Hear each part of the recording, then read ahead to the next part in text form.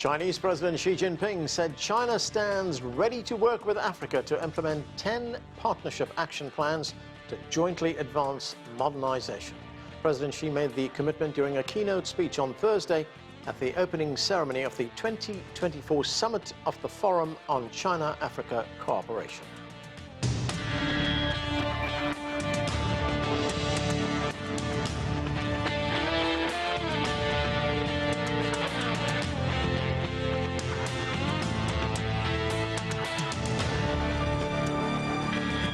Hello, I'm Anand Naidu, and this is The Heat. Leaders from more than 50 African countries and international organizations are attending.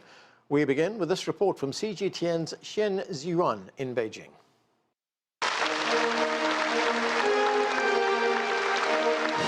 More than 3,000 leaders, officials, and business representatives from China and Africa gather at the Great Hall of the People on Thursday morning for the opening ceremony of the 2024 Summit of FOCAC. In this season of harvest, I am delighted to gather together with so many old and new friends in Beijing to discuss grand plans for China-Africa friendship and cooperation in the new era. Chinese President Xi Jinping said, after nearly 70 years of hard work, China-Africa relations are at their best in history. Thanks to nearly 70 years of tireless efforts from both sides, the China-Africa relationship is now at its best in history.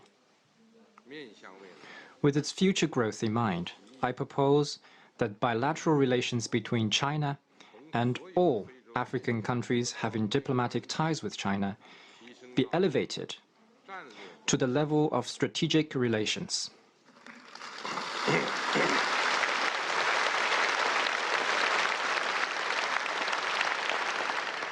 And that the overall characterization of China-Africa relations be elevated to an all-weather China-Africa community with a shared future for the new era.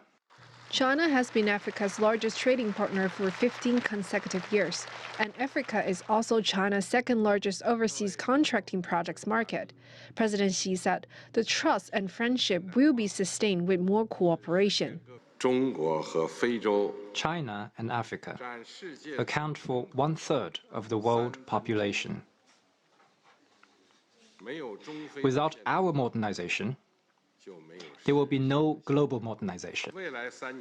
In the next 3 years, China will work with Africa to take the following 10 partnership actions for modernization, to deepen China-Africa cooperation and spearhead the Global South modernization.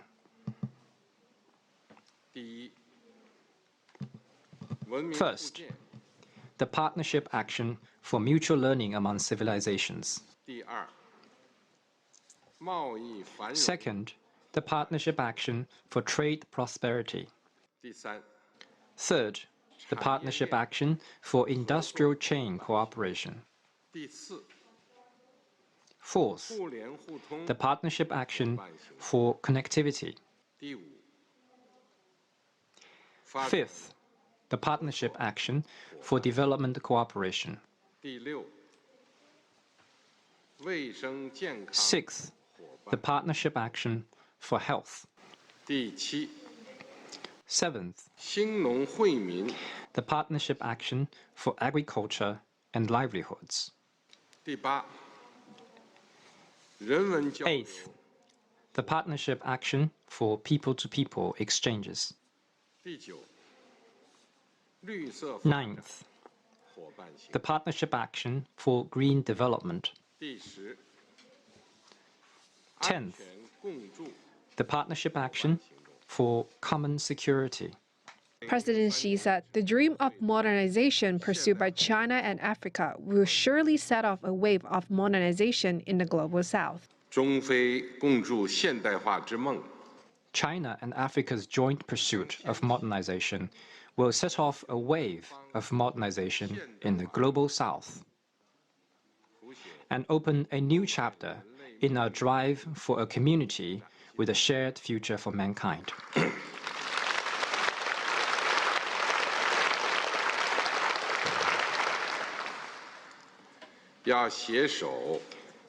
We should jointly advance modernization that is just and equitable.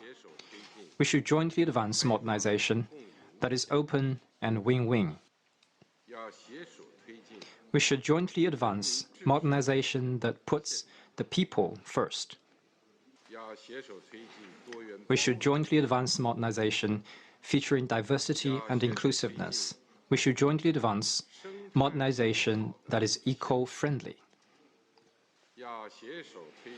We should jointly advance modernization underpinned by peace and security. The theme of this year's summit is joining hands to advance modernization and build a high-level China-Africa community with a shared future. Officials say this signifies China's and Africa's vision and ambition to traverse the path towards modernization. Chen Ziyuan, CGTN, Beijing.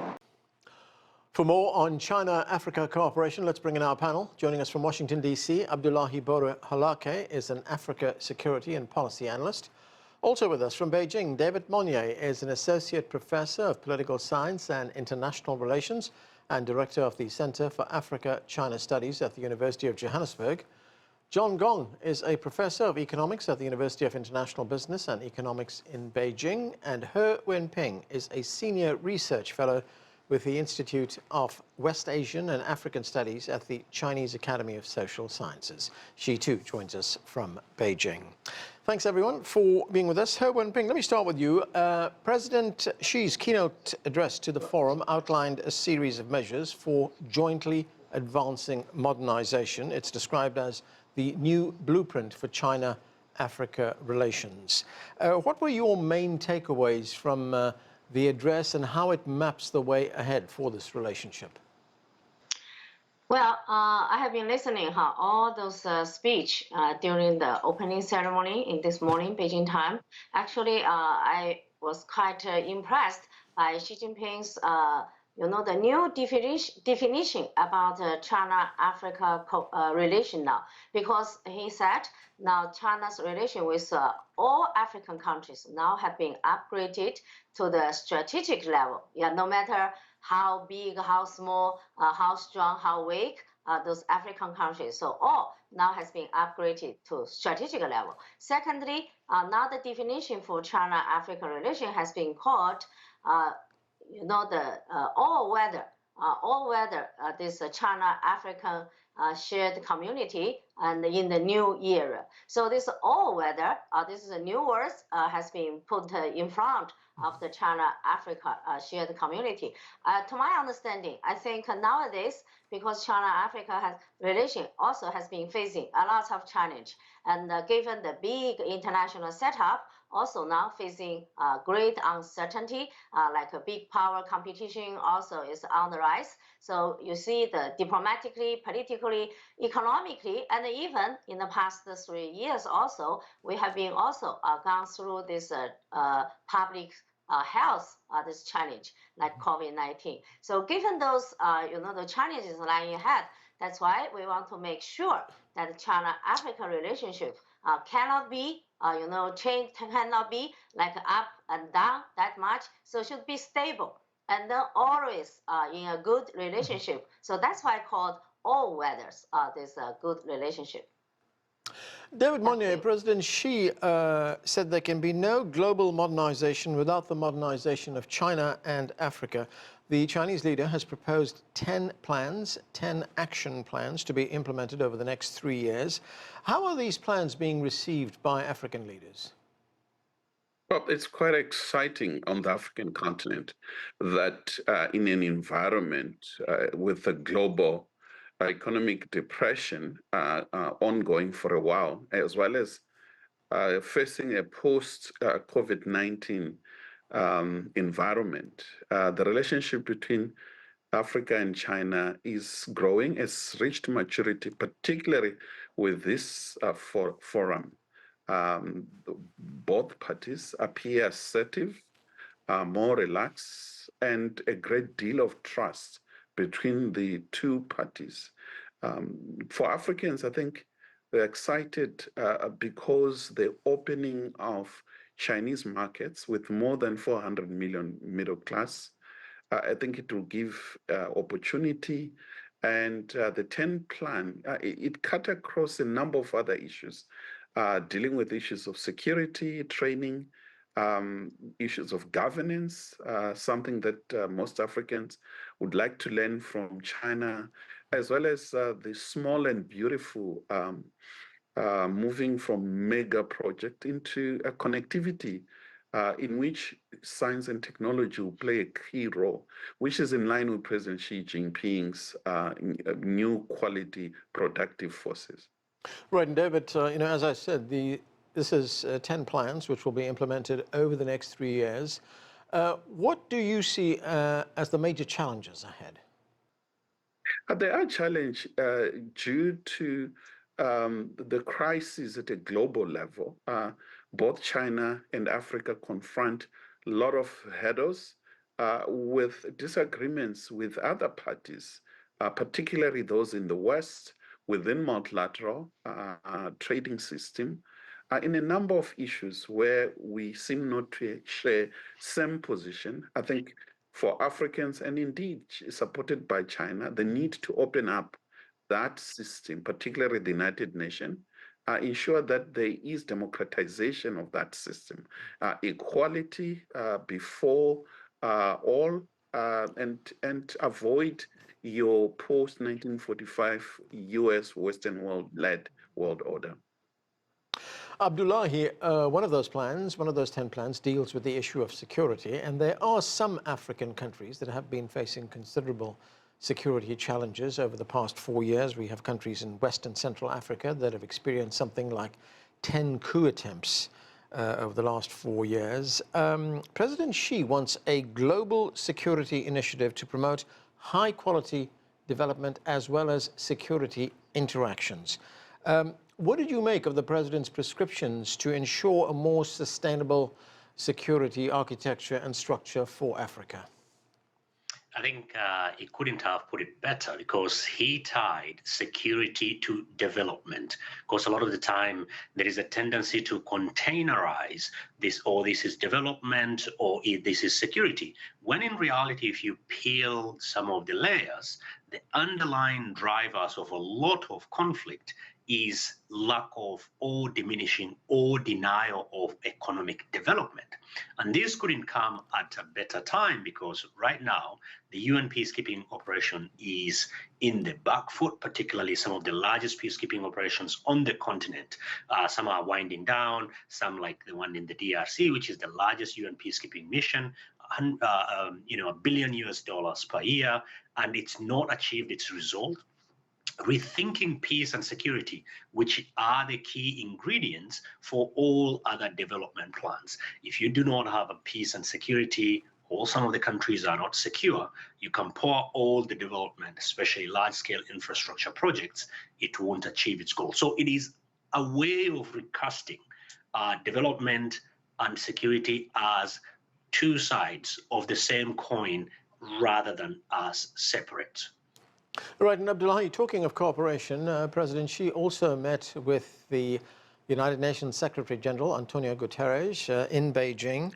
And President Xi said that China is ready to step up cooperation with the UN for Africa's peace, stability, development, and revitalization.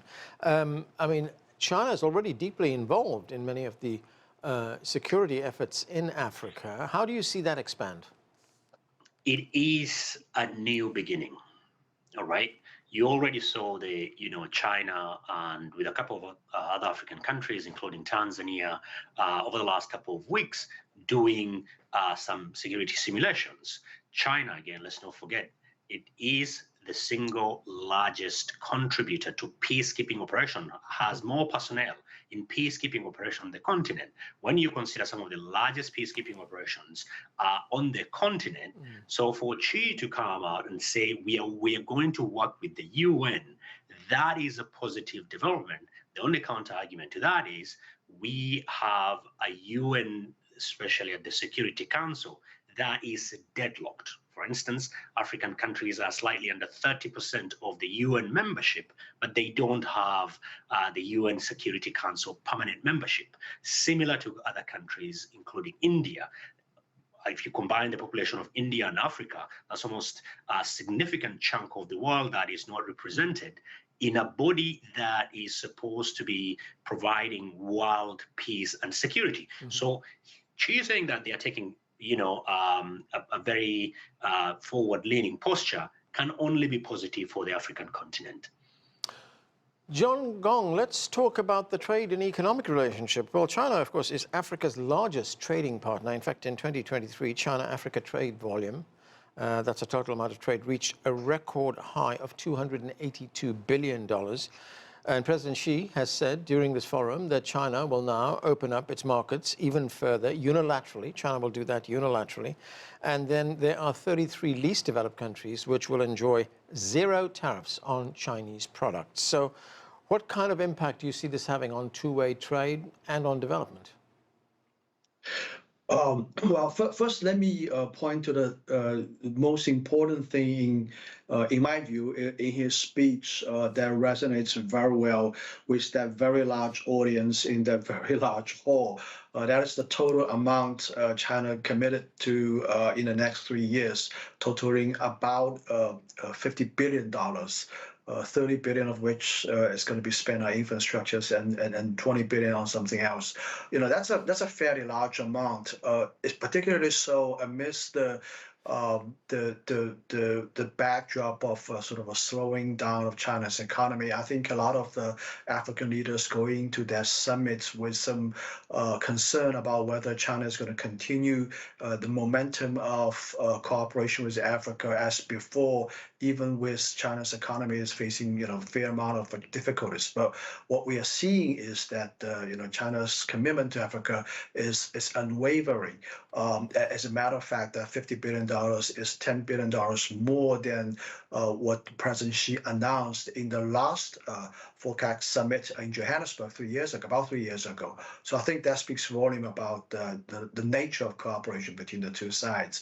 Now, with respect to a question about bilateral trade between Africa and China and African countries with China, I think it's vitally important to point to the fact that even though the total trade volume, the total trade amount has been increasing steadily over the years, there are still, as I pointed out a couple of times in the past, that there's a big concern, particularly from the African side, that the trade is a little bit of a one side lopsided, essentially. China enjoys a very large trade surplus with quite a number of countries from Africa, and to address that, the things that you have just mentioned, opening up Chinese market, zero tariffs for the least developed country, 30 some countries. These are measures towards trying to alleviate this kind of imbalance. I think it's quite important to address this issue, because otherwise, the momentum in trade will not be economically sustainable as well as politically sustainable. So I think this is just one of the steps we're trying to address this problem, and there could be other options and solutions on the table to help essentially sending more goods and services from Africa to China. And also including things like adding value to the local produced products coming out of Africa. Another thing I want to point out is that historically, when we speak of trade stemming from Africa, it's mostly the African continent with the rest of the world, whereas the intra-Africa trade hasn't been fully realized its potential. And I think some of the connectivity projects President Xi promised will be addressing, that issue to increase trade essentially within the African continent. I think, overall, I think the message is very upbeat, and I bet that the audience and the head of states of these 50-some countries will be going home quite happy. Just judging by the rounds and rounds of applause during President Xi's speech. Right. Wenping, I want to get back to something you were talking about a moment ago, and that is the sort of evolution of the relationship between China and the African continent. Up to now, it's been largely focused on diplomacy. It's been focused on trade, on economics. But as you pointed out, it's now going to be elevated to a strategic relationship. What does that mean in practice? How significant is it? And What is the message that that sends to the rest of the world? Well, I think the significance of this upgrading this bilateral relationship to all the strategic level, that is to strengthen this unity and also cooperation among all those global South countries. We all know now in the recent years, the concept of global South now is getting more and more, influential and getting the momentum. So that is why, developing country, China is the largest developing country in the world, and also we are the member in the Global South and Africa as well. The most of the Global South countries are also in the African continent. So to strengthen China-Africa cooperation, it also matters very much with this Global South unity. And also, as President Xi Jinping mentioned, without China and Africa, this modernization, and then you cannot mention, we realize this global, this society, this globalization. Similarly, without the unity and the cooperation between China and Africa, we cannot mention now this great unity and the cooperation among all the global South. So that is the way now China wants to upgrade this, bilateral relationship to a strategic level, because it has the meaning of improving all the voice and also the status quo of the global South in the international arena. David, on the changes that are taking place, how this relationship is changing, South Africa and China also elevated their relationship to what's been termed an all-round strategic cooperative partnership. How does this change the nature of the relationship between South Africa and China? I think it will change a great deal in the sense that this is the highest status that China accords countries. And this means sharing position on key and strategic issues at a global level, whether that is in BRICS or in G20 and other UN multilateral structures, as well as dealing with conflicts. In this case, we refer to the Palestinian-Israeli crisis on Ukraine, and more importantly for South Africa and Africa, also to gain the support of China, given its increased role in United Nations peacekeeping, as well as bringing peace on key conflicts. Sudan, on the Horn of Africa, I think China has a special envoy, and also expect China to also bring Egypt and Ethiopia on the Grand Renaissance Dam crisis to an end. Other issues that are to South Africa, such as the Western Sahara, China is quite close to Morocco. So I think going forward, these are some of the issues that really explains the level of the relationship the two countries. All right, David, I just want to turn for a moment now to trade and development. And this goes to what John Gong was talking about a moment ago. These efforts to reduce the trade deficit, to have added value goods exported from Africa to China. Well, China will expand market access for African agricultural products and launch the China-Africa Quality Enhancement Program. African leaders have been seeking an expansion of agricultural exports to China in that effort to close the trade deficit gap. We have Zimbabwe, for instance, which is signed a deal now on the export of avocados. Then, of course, we also have South Africa, which signed an agreement on the export of dairy products as well as raw wool. How do you see these efforts expand, and where do you see it going? I think this is much more promising, and it was President Ramaphosa specifically that mentioned the question of trade imbalance and the concern from the Africa side. And I think within this context, one is expecting the Chinese market to go beyond the agriculture products. Also the question of beneficiation of some of the minerals and strategic minerals for that matter. The Southern Africa and the rest of African continent do possess some of the most critical minerals needed for the fourth industrial revolution, something that China is also doing in terms of modernization for China as well, global South and the world. John Gong, of course, the world is changing. You know, we've been talking about exports of primary materials from Africa to China, but there is also a focus on green development as well. And China, of course, is a world leader in green development, and there's a focus on developing digital economies as well. How do the two sides cooperate on that? Well, I think there are a lot of opportunities. You know, when it comes to energy supply, I think Chinese products played a very important role in terms of bringing affordable electricity to a lot of people in Africa. And I'm talking about, obviously, solar panels, for example. You know, we can certainly extend that technology to Africa. I know there are already solar panel companies who have set up manufacturing facilities in Africa. I think at least one in South Africa. There might be other places.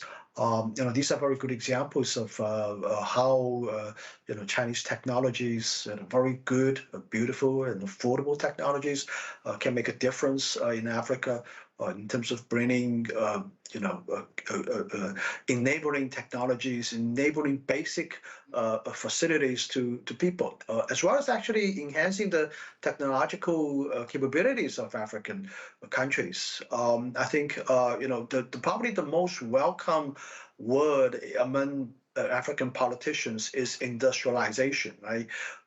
You know, I think practically every country is aspiring for industrialization, you know, from practical point of view, that means manufacturing. But for that to happen, we need to have a solid infrastructure. You know, how can we talk about manufacturing without talking about electricity supply? So, you know, these are the things that China can definitely help. Herr Wenping, another very important goal for China, in fact, it's a very important goal for President Xi himself. China and Africa will designate 2026 as the China-Africa Year of People-to-People Exchanges. The president has talked often about the importance of people-to-people exchanges. This is one of his key goals. How do you see that evolve over the next few years, and what does it do for the relationship? This is, you know, ordinary people from one country meeting people from the other.